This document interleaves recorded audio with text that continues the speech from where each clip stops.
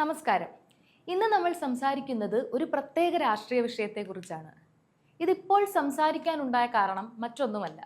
ഇപ്പോൾ നമ്മളുടെ ഫോൺ എടുത്ത് ഒന്ന് ഇൻസ്റ്റഗ്രാം തുറന്നു നോക്കൂ. സ്ക്രോൾ ചെയ്യുമ്പോൾ 10-1 റീൽസുകളും ഒരേ ഒരു വ്യക്തിയെക്കുറിച്ചാണ്. മാസ് മ്യൂസിക്കിന്റെ അകമ്പടിയോടെ സ്ലോ മോഷനിൽ നടന്നു വരുന്ന, മുണ്ട് മടക്കി കുത്തുന്ന, കണ്ണട വെച്ച് സ്റ്റൈലായി നോക്കുന്ന പ്രതിപക്ഷ നേതാവ് വി.ഡി. സതീശൻ. സത്യം പറഞ്ഞാൽ ഒരു സിനിമയുടെ ടീസർ കാണുന്ന പ്രതീതിയിലാണ് ഇപ്പോൾ സോഷ്യൽ മീഡിയയിൽ. സതീശന്റെ PR ടീം ഇത്രയധികം അധ്വാനിക്കുന്നത് കണ്ടപ്പോൾ ഞാനും വിചാരിച്ചു, എന്താണ് ഇതിന്റെ പിന്നിലെ കളി? എന്തിനാണ് ഇത്രയധികം ഹൈപ്പ് കൊടുക്കുന്നത്? ഈ റീൽസ് വിപ്ലവത്തിന്റെ പിന്നാമ്പുറത്ത് അദ്ദേഹം പടച്ചുവിടുന്ന നുണബോംബുകൾക്കും ഒരു വലിയ ചരിത്രമുണ്ട്. അതുകൊണ്ട് തന്നെയാണ് നമ്മൾ ഇന്ന് ഈ വിഷയം ചർച്ച ചെയ്യുന്നത്. വെറും 30 സെക്കൻഡുള്ള ഈ റീൽസുകൾക്ക് പിന്നിലെ രാഷ്ട്രീയവും കേരളം ഇതുവരെ കണ്ട സതീശന്റെ ചില ബോംബ് പ്രയോഗങ്ങളും നമുക്കൊന്ന് പരിശോധിക്കാം. കേരള രാഷ്ട്രീയത്തിൽ പണ്ട് മുതൽക്കേ പ്രചരണായുധങ്ങൾ പലവിധമാണ്. ചുവരെഴുത്തുകളിൽ തുടങ്ങി കവലപ്രസംഗങ്ങളിലൂടെ കടന്ന് ഇന്ന് അത് എത്തി നിൽക്കുന്നത് 30 സെക്കൻഡ് ദൈർഘ്യമുള്ള ഇൻസ്റ്റഗ്രാം റീൽസുകളിലാണ്. ഈ ഡിജിറ്റൽ വിപ്ലവത്തിന്റെ മുൻനിരയിൽ ഇപ്പോൾ നിൽക്കുന്ന പ്രതിപക്ഷ നേതാവ് വി.ഡി. സതീശനാണ്. എന്നാൽ ഈ ആധുനിക വേഷപ്പകർച്ചകൾക്ക് പിന്നിൽ കൃത്യമായ അധികാരമോഹവും രാഷ്ട്രീയ അജണ്ടകളുമുണ്ടെന്ന വിമർശനം ശക്തമാവുകയാണ്. ഒരു പ്രതിപക്ഷ നേതാവ് എന്ന നിലയിലുള്ള ഗൗരവകരമായ ഇടപെടലുകളേക്കാൾ ഉപരി തന്റെ വ്യക്തിത്വത്തിന് ഒരു മാസ് ഇമേജ് നൽകാനാണ് അദ്ദേഹം ശ്രമിക്കുന്നത്. ഈ പ്രചാരണങ്ങളെ പല മാധ്യമങ്ങളും രാഷ്ട്രീയ എതിരാളികളുമൊക്കെ വിശേഷിപ്പിക്കുന്നത് സതീശന്റെ മുഖ്യമന്ത്രി മോഹം എന്നാണ്. KPCC അധ്യക്ഷൻ K. സുധാകരനെയും ജനങ്ങൾക്കിടയിൽ സ്വാധീനമുള്ള ശശി തരൂരിനെയും മറികടന്ന് കോൺഗ്രസിനുള്ളിലെ ചോദ്യം ചെയ്യപ്പെടാത്ത നേതാവായി മാറാനുള്ള സതീശന്റെ PR ടീമിന്റെ തന്ത്രമായാണ് ഇത് വിലയിരുത്തപ്പെടുന്നത്. പാർട്ടിക്കുള്ളിലെ ജനാധിപത്യപരമായ കീഴ്വഴക്കങ്ങളെ കാറ്റിൽ പറത്തി സോഷ്യൽ മീഡിയ ഹൈപ്പിലൂടെ അധികാരം പിടിക്കാനുള്ള ഈ നീക്കം കോൺഗ്രസിനുള്ളിൽ തന്നെ അസ്വസ്ഥതകൾ ഉണ്ടാക്കുന്നുണ്ട്. അതേപോലെ എന്താണ് ഈ നുണബോംബ്? തിരഞ്ഞെടുപ്പ് അടുക്കുമ്പോൾ അപ്രതീക്ഷിതമായ ആരോപണങ്ങൾ ഉന്നയിച്ച് ഭരണപക്ഷത്തെ പ്രതിരോധത്തിലാക്കാൻ ശ്രമിക്കുന്നതിനെയാണ് രാഷ്ട്രീയ കേരളം നുണബോംബ് എന്ന് വിളിക്കുന്നത്. വി.ഡി. സതീശൻ ഈ കലയിൽ അഗ്രഗണ്യനാണെന്നാണ് ഇടതുപക്ഷത്തിന്റെ ആരോപണം. ഇനി നമുക്ക് കഴിഞ്ഞ കുറച്ചു കാലങ്ങളായി സതീശൻ നിയമസഭയിലും പുറത്തും അവതരിപ്പിച്ച ചില നുണബോംബുകളെ കുറിച്ച് നോക്കാം. പക്ഷേ നിർഭാഗ്യവശാൽ അവയൊന്നും പൊട്ടിയിട്ടില്ല. പകരം നാണം കെട്ട് ചീറ്റിപ്പോവുകയാണ് ഉണ്ടായത്. അതിൽ ആദ്യത്തേതാണ് AI ക്യാമറ വിവാദം. കോടികളുടെ അഴിമതി എന്ന് പറഞ്ഞ് സതീശൻ കൊട്ടിഘോഷിച്ച ഒന്നായിരുന്നു ഇത്. മുഖ്യമന്ത്രിയുടെ കുടുംബത്തെ വരെ വലിച്ചിഴച്ചു. സതീശൻ പറഞ്ഞ കണക്കുകൾ വെറും വെള്ളത്തിൽ വരച്ച വരകളാണെന്ന് തെളിഞ്ഞു. മറ്റൊന്ന് K-ഫോൺ വിവാദമാണ്. പാവപ്പെട്ടവർക്ക് ഇന്റർനെറ്റ് നൽകുന്ന പദ്ധതിയെ അഴിമതിയുടെ കൂടാരമാക്കി ചിത്രീകരിക്കാൻ സതീശൻ കിണഞ്ഞു പരിശ്രമിച്ചു. എന്നാൽ ഇന്ന് കേരളത്തിലെ ആയിരക്കണക്കിന് വീടുകളിൽ ഇന്റർനെറ്റ് എത്തിയപ്പോൾ സതീശന്റെ ബോംബ് അവിടെയും തുരുമ്പെടുത്തു. മറ്റൊന്ന് സിവിൽ ലൈൻ വിരുദ്ധതയാണ്.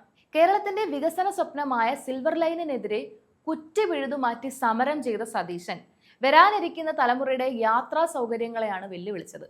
അന്ന് പറഞ്ഞ കള്ളങ്ങൾ പലതും പിന്നീട് ജനം തിരിച്ചറിഞ്ഞു. ഇനി പറയാൻ പോകുന്നത് സതീശന്റെ സ്വന്തം അഴിമതി കഥയാണ്. മറ്റുള്ളവർക്കെതിരെ വിരൽ ചൂണ്ടുമ്പോൾ സതീശന്റെ സ്വന്തം കൈകൾ ശുദ്ധമാണോ എന്ന് ചിന്തിക്കുന്നത് നന്നായിരിക്കും. പറവൂർ മണ്ഡലത്തിൽ വീട് നിർമ്മാണത്തിനായി പുനർജനി എന്ന പേരിൽ വിദേശത്ത് പോയി കോടിക്കണക്കിന് രൂപ പിരിച്ചെടുത്തത് വലിയ വിവാദമായിരുന്നു. വിദേശ ഫണ്ട് സ്വീകരിക്കുന്നതിൽ നിയമങ്ങൾ ലംഘിച്ചു എന്ന ആരോപണം ഇപ്പോഴും അദ്ദേഹത്തെ വേട്ടയാടുന്നു. ഇവിടെയാണ് കള്ളൻ കപ്പലിൽ തന്നെ എന്ന പ്രയോഗം അന്വർത്ഥമാകുന്നത്. 2018 പ്രളയകാലത്ത് കേരളം ഒരുമിച്ച് നിന്നപ്പോൾ ദുരിതാശ്വാസ പ്രവർത്തനങ്ങളെ പോലും രാഷ്ട്രീയവൽക്കരിക്കാൻ നോക്കിയ ചരിത്രമാണ് സതീശനുള്ളത്. സർക്കാരിന്റെ പ്രവർത്തനങ്ങളെ തുരങ്കം വെക്കാനും ജനങ്ങൾക്കിടയിൽ ഭീതി പടർത്താനും അദ്ദേഹം നൽകിയ പ്രസ്താവനകൾ സതീശന്റെ ഇടുങ്ങിയ രാഷ്ട്രീയ ചിന്താഗതിയുടെ ഉദാഹരണമാണ്. നിയമസഭയിൽ മൈക്ക് കിട്ടുമ്പോൾ സതീശൻ കാട്ടുന്ന അമിതാവേശം പലപ്പോഴും ചിരി ഉണർത്തുന്നതാണ്. മുഖ്യമന്ത്രി മറുപടി നൽകുമ്പോൾ എഴുന്നേറ്റ് നിന്ന് ബഹളം വെക്കുകയും സ്പീക്കറുടെ മുഖത്തു നോക്കി വിരൽ ചൂണ്ടുകയും ചെയ്യുന്നത് ഒരു പ്രതിപക്ഷ നേതാവിന് ചേർന്നതാണോ? പുറത്ത് റീൽസിൽ കാണുന്ന ആ സൗമ്യ മുഖമല്ല സഭയ്ക്കുള്ളിലെ അക്രമാസക്തനായ സതീശൻ. ഈ ഇരട്ടത്താപ്പാണ് ജനങ്ങൾ തിരിച്ചറിയേണ്ടത്. തനിക്ക് അനുകൂലമായ വാർത്തകൾ തരാൻ മാധ്യമങ്ങളെ സ്വാധീനിക്കുന്നതിൽ സതീശൻ പയറ്റുന്ന തന്ത്രങ്ങൾ അത്ഭുതകരമാണ്. തന്നെ വിമർശിക്കുന്ന വാർത്തകൾ വന്നാൽ ഉടൻ തന്നെ ആ മാധ്യമപ്രവർത്തകരെ വ്യക്തിപരമായി അധിക്ഷേപിക്കാനും സതീശൻ മടിക്കാറില്ല. ഒരു വശത്ത് മാധ്യമ സ്വാതന്ത്ര്യത്തെക്കുറിച്ച് സംസാരിക്കുകയും മറുഭാഗത്ത് തന്റെ പിഴവുകൾ ചൂണ്ടിക്കാട്ടുന്നവരുടെ വായടപ്പിക്കുകയും ചെയ്യുന്ന ഇരട്ട നയമാണ് ഇദ്ദേഹത്തിൻ്റെത്. വി.ഡി. സതീശൻ മനസ്സിലാക്കേണ്ട ഒരു കാര്യമുണ്ട്. കേരളത്തിലെ ജനങ്ങൾ വിവരമുള്ളവരാണ്.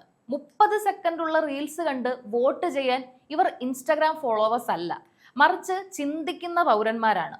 നുണബോംബുകൾ കൊണ്ട് സർക്കാരിനെ തകർക്കാമെന്നും സോഷ്യൽ മീഡിയ ഹൈപ്പിലൂടെ മുഖ്യമന്ത്രിയാകാമെന്നും സ്വപ്നം കാണുന്നത് പകൽക്കിനാവ് മാത്രമാണ്.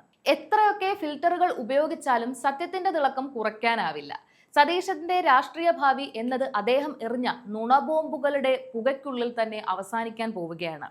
സതീശന്റെ ഈ ഹൈടെക് പ്രചാരണങ്ങൾ വെറും രാഷ്ട്രീയ എതിരാളികളെ മാത്രമല്ല ഭയപ്പെടുത്തുന്നത്, മറിച്ച് കോൺഗ്രസിലെ തന്നെ മുതിർന്ന നേതാക്കളെ കൂടിയാണ്. ഉമ്മൻചാണ്ടിയുടെയും രമേശ് ചെന്നിത്തലയുടെയും കാലശേഷം കേരളത്തിലെ കോൺഗ്രസിന്റെ ഏക മുഖം താനാണെന്ന് വരുത്തി തീർക്കാൻ സതീശൻ നടത്തുന്ന ശ്രമങ്ങൾ ഗ്രൂപ്പ് പോര് വീണ്ടും രൂക്ഷമാക്കിയിട്ടുണ്ട്. ഒരു വശത്ത് പാർട്ടിയെ നയിക്കുന്ന കെ സുധാകരനും മറുവശത്ത് ജനപ്രിയനായ ശശി തരൂരും നിൽക്കുമ്പോൾ റീൽസിലൂടെ മാത്രം എങ്ങനെ മുഖ്യമന്ത്രിയാകാൻ കഴിയുമെന്നാണ് അണികൾ തന്നെ ചോദിക്കുന്നത്. രാഷ്ട്രീയ പ്രവർത്തനം എന്നത് ജനങ്ങൾക്കിടയിൽ പ്രവർത്തിക്കലാണോ അതോ ക്യാമറയ്ക്ക് മുന്നിൽ അഭിനയിക്കലാണോ എന്ന ചോദ്യമാണ് വി.ഡി. സതീശന്റെ നീക്കങ്ങൾ ഉയർത്തുന്നത്. നുണപ്രചാരണങ്ങളിലൂടെയും സോഷ്യൽ മീഡിയ ഹൈപ്പിലൂടെയും കുറച്ചുകാലം ജനശ്രദ്ധ നേടാൻ കഴിഞ്ഞേക്കാം. എന്നാൽ കേരളത്തിലെ പ്രബുദ്ധരായ വോട്ടർമാർ ഇത്തരം കപട പ്രചാരണങ്ങളെ വോട്ടാക്കി മാറ്റുമോ എന്നത് കണ്ടറിയേണ്ട കാര്യമാണ്. റീൽസിലെ ലൈക്കുകൾ ബാലറ്റ് ബോക്സിലെ വോട്ടുകളായി മാറില്ലെന്ന യാഥാർത്ഥ്യം മനസ്സിലാക്കാതെയാണ് സതീശന്റെ ഈ മാസ് പ്രകടനം മുന്നോട്ടു പോകുന്നത്. സതീശൻ അടുത്ത മുഖ്യമന്ത്രിയാകുമോ അതോ അടുത്ത റീൽ സൂപ്പർ സ്റ്റാർ ആകുമോ? ഈ വിഷയത്തെക്കുറിച്ച് നിങ്ങളുടെ അഭിപ്രായങ്ങൾ താഴെ കമന്റായി രേഖപ്പെടുത്തുക. നന്ദി.